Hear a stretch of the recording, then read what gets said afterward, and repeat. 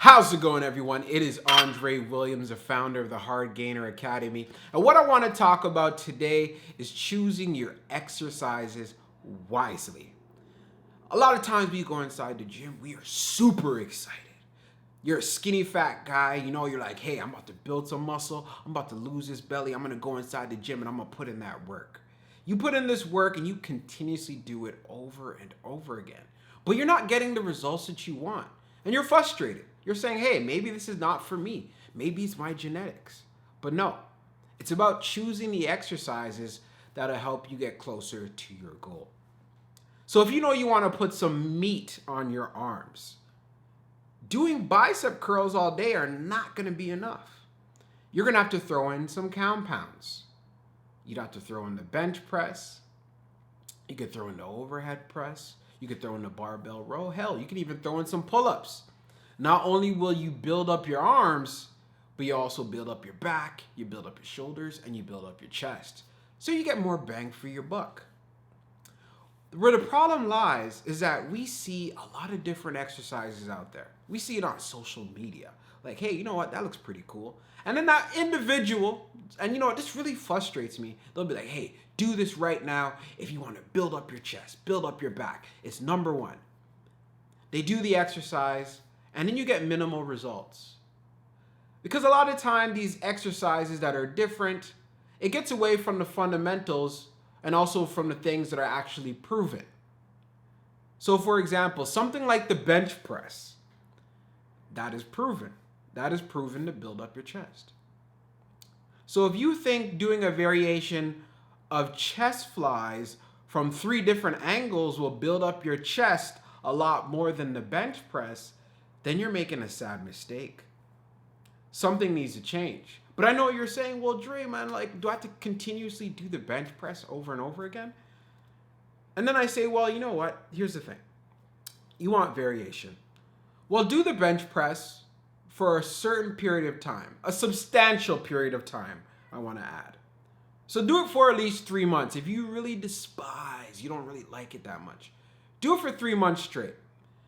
Make progressive changes, right? So increase the weight over time if you're doing everything correctly. And then move on to another compound exercise for your chest. So that could be the dip. It could also be a different bench press variation, whether it's on the incline or it's on the decline. And then you do that for another 3 months. That's if you're the type of person that constantly wants to change things up. I would highly recommend whichever exercise you choose, and I'm going to use a bench press as an example, you want to do it for at least, to make sure you're actually maximizing your benefits. Do it for the longest period of time until you reach a plateau, but a plateau that has been caused because you haven't changed things up, because that's a sign, right? And for a lot of people, this can be up to 8 to 12 months. So when I first got started and I was doing the bench press, see, I keep talking about the bench press. When I was doing the bench press, I literally did it for 1 year straight, doing strictly the flat bench, just so I can build up my strength and build up my base. And then I started experimenting with other chest exercises. I did experiment with these chest exercises before, but the problem was it was taking away from my overall progression on the flat bench. So here's what I mean, to go into even more detail.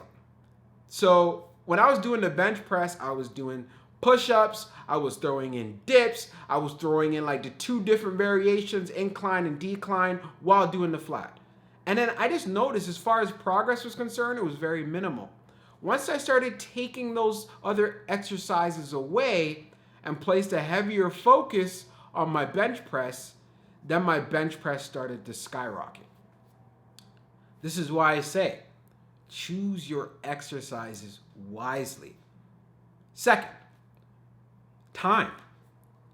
When you choose a certain number of exercises, so let's say, for example, you say, well, I'm going to choose 5 compound exercises and I'm going to stick with them. And then you break them up throughout the week, whether you're training 3 days a week or you're training 4 days a week, right? You don't really spend that much time in the gym.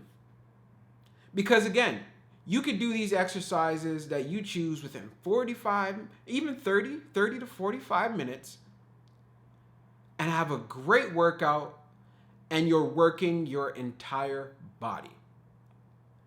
There's a lot of times and a lot of programs where they're like, hey, you got to be inside the gym for at least an hour, and you got like about 20 different exercises you need to do. But then when it comes to progression, you do it for a bit and then you notice that you're starting to stall, and you stall very quickly. Why? Because your body needs to recover. Because there's only so much your body can handle.